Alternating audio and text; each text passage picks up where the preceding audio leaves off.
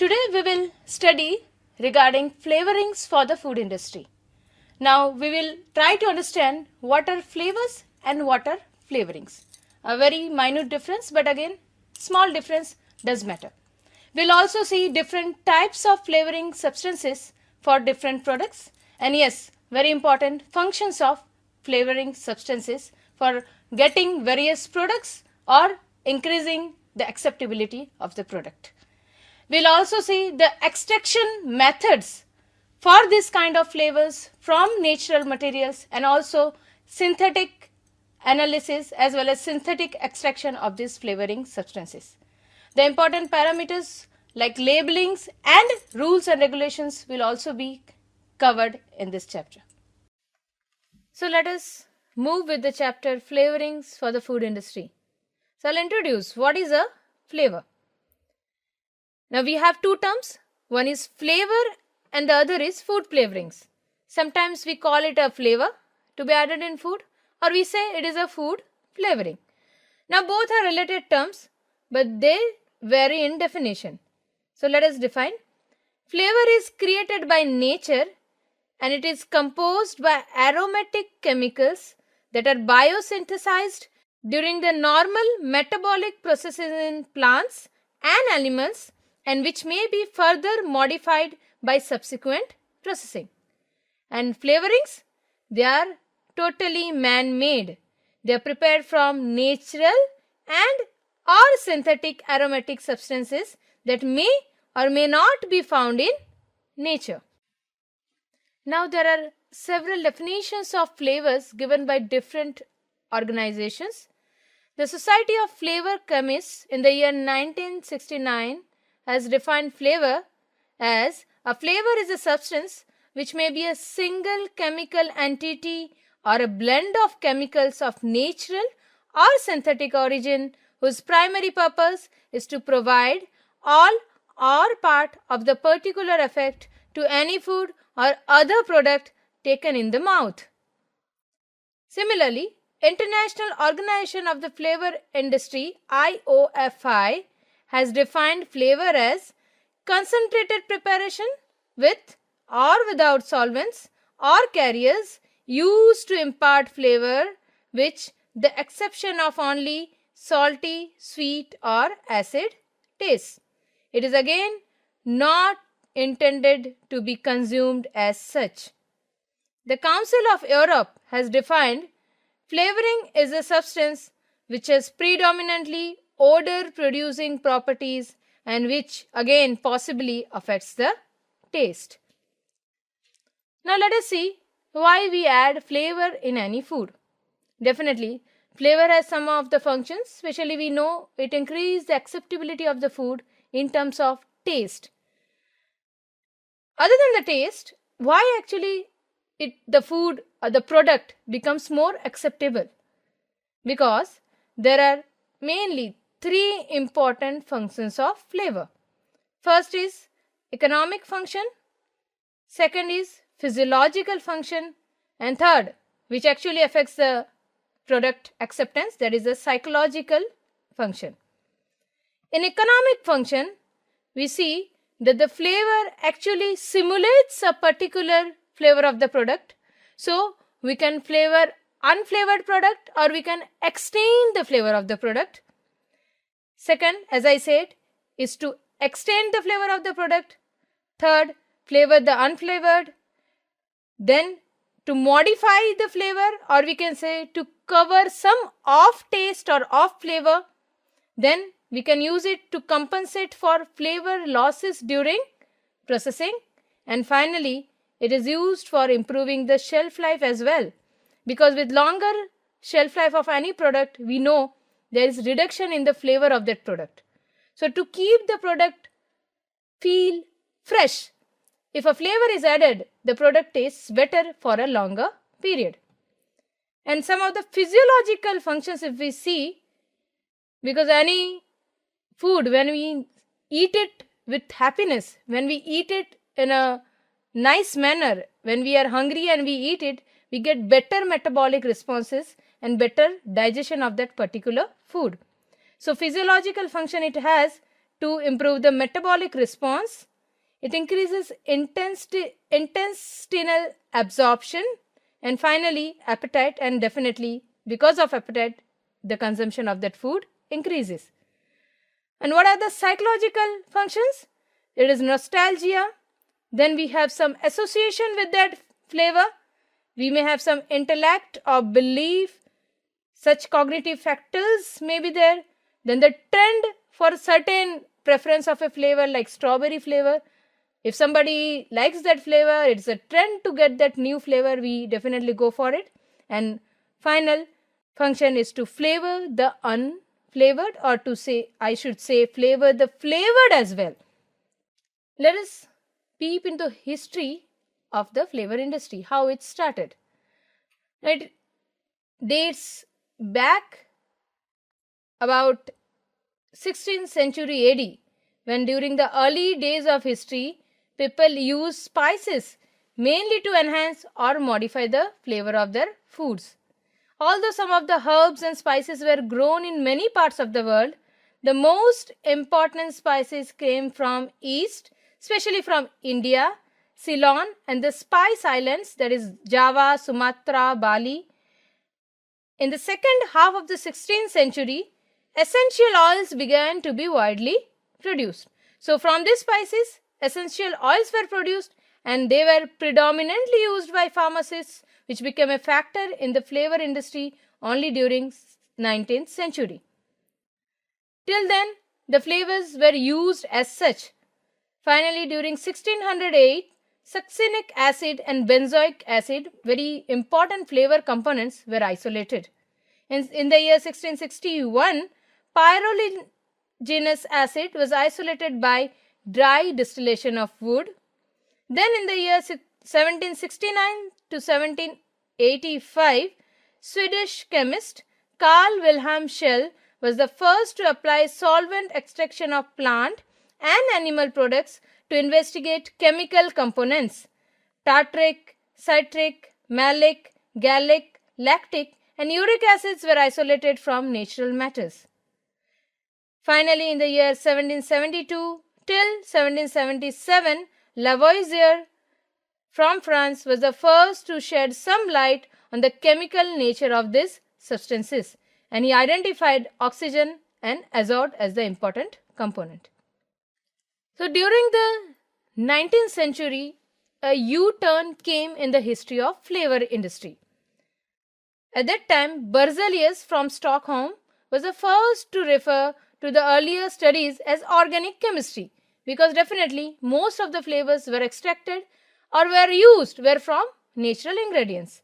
And Berzelius was actually father of the vital force, whereas Holler from Germany was the father of synthetic organic chemistry and the first scientist to refute the hypothesis of the vital force. He was the first man who succeeded in preparing synthetic ingredients, and he prepared synthetic urea.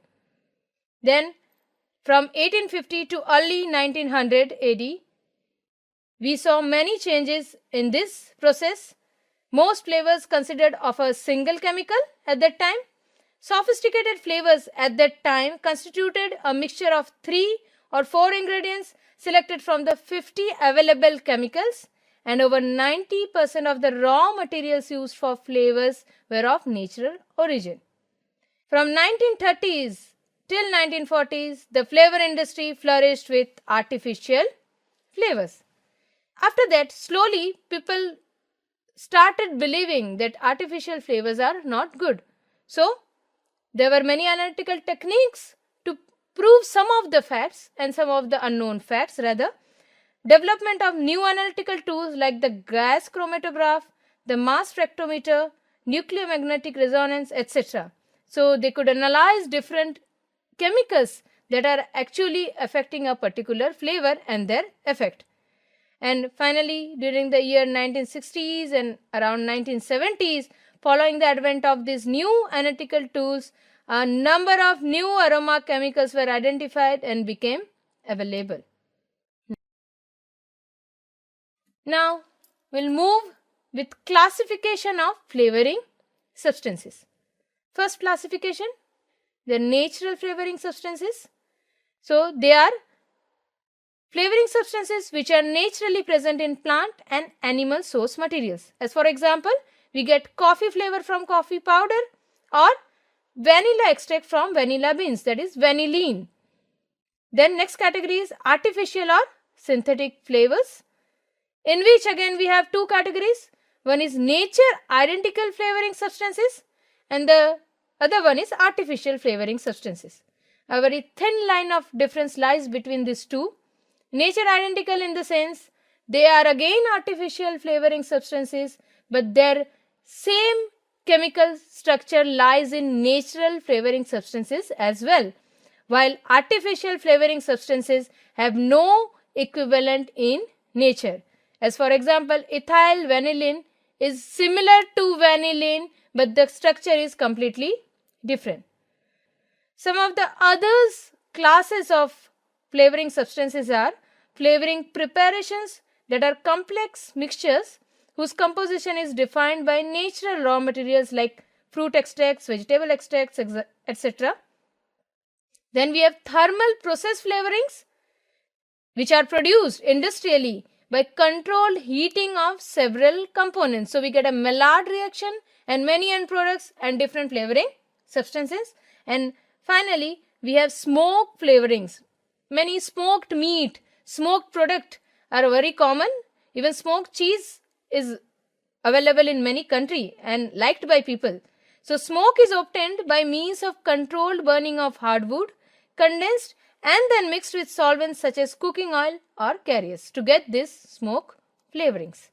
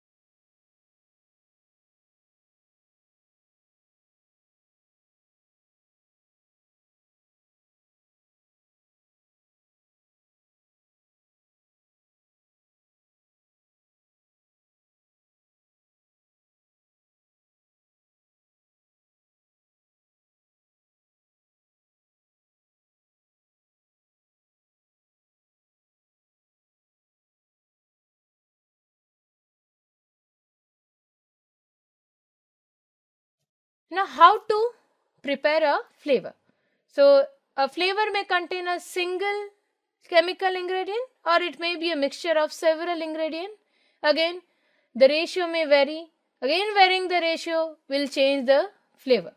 So, there are several approaches to produce a flavor, or I should say to create flavor. First is artistic approach. This approach is solely dependent on the art of a flavor chemist. So, a flavor chemist will determine a ratio of mixture of different chemicals to give a particular flavor, and the senses will actually judge the quality of that flavor. Next approach is scientific approach, which is a mixture of both artistic approach as well as scientific knowledge, which is more fruitful as compared to only artistic approach. Then we have biosynthetic approach, where biotechnology is playing a very vital role because many flavoring ingredients which are scarce in nature, which are not available in abundance, can be synthesized with biotechnological processes, and this approach is very important in this pathway. Then we have thermally produced flavors. So, by heat treatments, by extractions, by distillations, we can produce many of the flavors, and we have many recent technologies. In spite of all these technologies, the best technology till date considered is the artistic approach, again with some scientific input. Now, some of the factors which are affecting the flavor creation process. First is flavor profile of the target, like what kind of flavor we need in that particular flavoring ingredient. So that is the target flavor profile. Next is flavor descriptive language. So it should be described what kind of flavor it depicts. Is it identical to some kind of flavor? It is actually mimicking a particular flavor, or what it is. So flavor descriptive language will also affect the creation of flavor. Then obviously, very importantly, sensory evaluation of that particular flavor, and yes, reproducibility. It is not a one-time process, it should be reproducible. So accordingly, a particular approach selected and taken forward for industrial application. Now some of the analytical techniques for determining flavor components. First task is isolation of volatile flavor components from the bulk of non-volatile matrix, because isolating that flavor component from a raw ingredient is a task, and usually it is done by distillation or extraction or a combination of both these processes.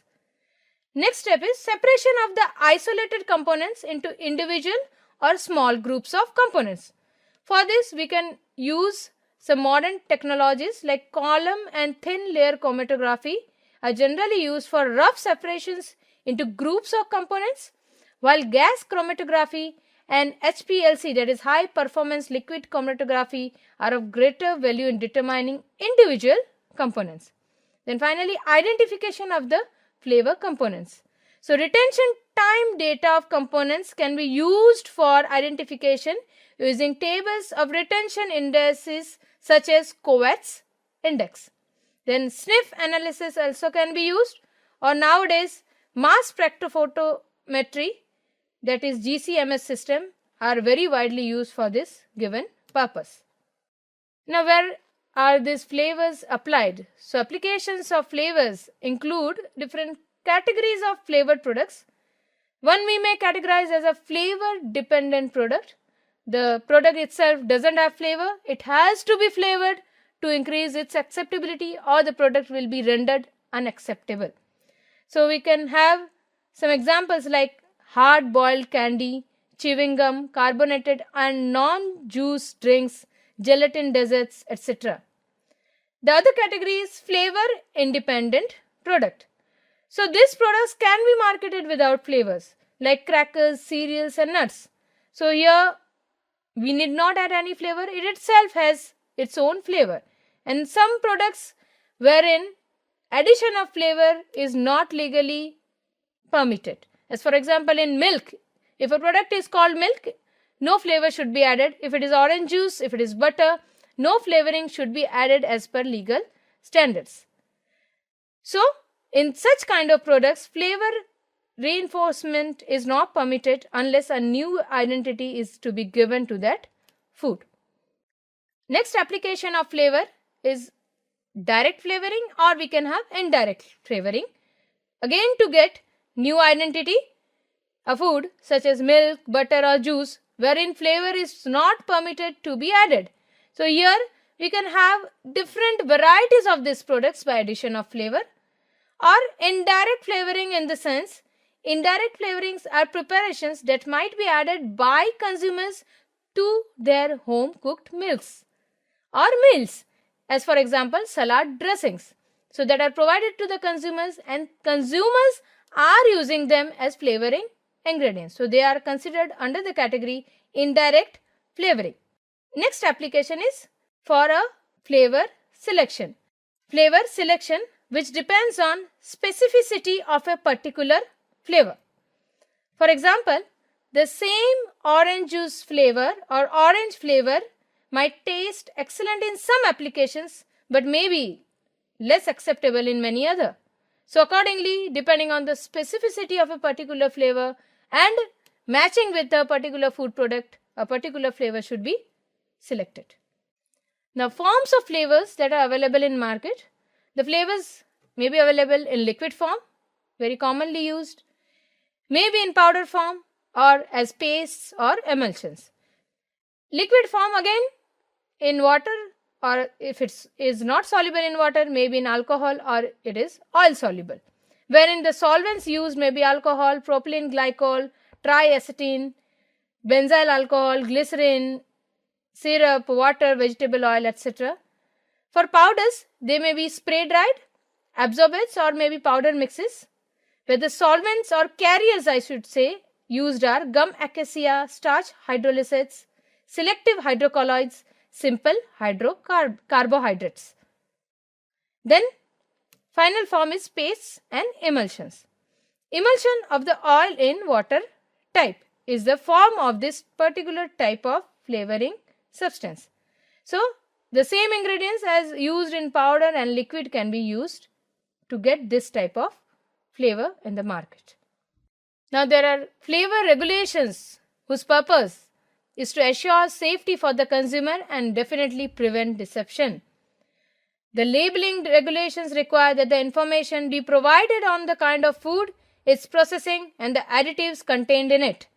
And finally, most food regulations are formulated to put a stop to practices where flavor might be used to give false values. Now, flavor safety. Only regulated ingredients that are recognized to be safe are permitted. Now, how to determine which of the flavoring ingredients are safe and are permitted? So, for this, there are certain types of systems that are regulating the addition of these flavor components in food, which can be listed here. One is positive list system, wherein flavoring raw materials that are believed to be innocuous and safe for use in food are listed. Next is negative list system, wherein record materials that shall not be used in flavorings because they are known to be harmful, and also it lists for which an upper consumption limit has been fixed. And there is mixed system, which combines the advantages of both positive and negative list system. So accordingly, the flavor addition has to be regulated in any food product. Other than the E-coding system and INS numbering system, the flavors are listed under a special system by FEMA. Now, what is FEMA? The Flavor and Extract Manufacturers Association. It is from United States and was founded in the year 1909 by several flavor firms in response to the passage of the Pure Food and Drug Act of 1906. Through it's generally recognized as safe, that is GRAS assessment of flavoring substances. FEMA, as we defined, is also a founding member of the International Organization of the Flavor Industry, that is IOFI, which is an association of regional and national associations of the flavor industry headquartered in Switzerland. Now, as far as labeling of the flavoring substances are concerned, let us see what is the important aspect which should be considered. Now, flavors are declared in the finished food products according to national food labeling regulations. The labeling of foods in relation to added flavors is regulated in many countries, and the purpose is to label the flavors in conformity with their true nature so that consumers will be properly advised as to the type of the flavors used. Although regulations differ greatly from one country to another, the chief objective is to differentiate among the main types of flavors, that is natural flavors, maybe nature identical flavors wherever it is applicable, artificial flavors or mixtures of natural flavors and nature identical or artificial flavors. So these terms that are stated is for the purpose of simplification of terminology, which is considered natural or artificial in one country is not necessarily perceived as such in another country. So to conclude, I should say there is definitely a great boom in demand for flavors in markets, mainly due to consumer acceptance is the sole basis of acceptability of any product in the market. Yes, and obviously there is need for processing of foods to get shelf life extension, or you should say production of ready to eat or ready to serve food products. So where we find loss of flavorings due to processing. So in such kind of products, we need to add some kind of flavor to enhance its acceptability. One more important point is natural flavors are much in demand but are much expensive as compared to simulated synthetic flavors. But yes, because they are in demand, we need to get some cost-effective manufacturing techniques for such kind of natural flavors. And also, if we want to use similar synthetic flavors, we need to analyze the safety aspect of this synthetic flavors in the present era. And finally, I should say, future demand for flavoring substances is bound to increase in leaps and bounds, and with widening of its applicability and with increase in a number of food products.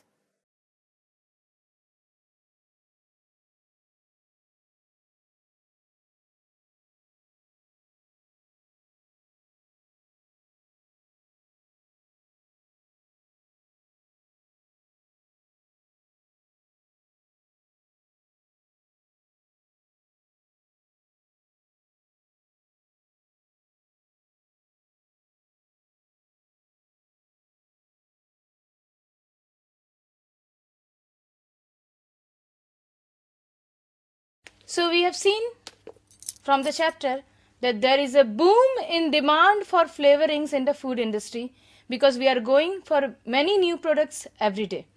But again, we will prefer natural flavors which are very costly. So cost effective extraction and getting such kind of natural flavors is demand for future, and also we expect much more demand for such kind of flavors in our future prospectus. Thank you.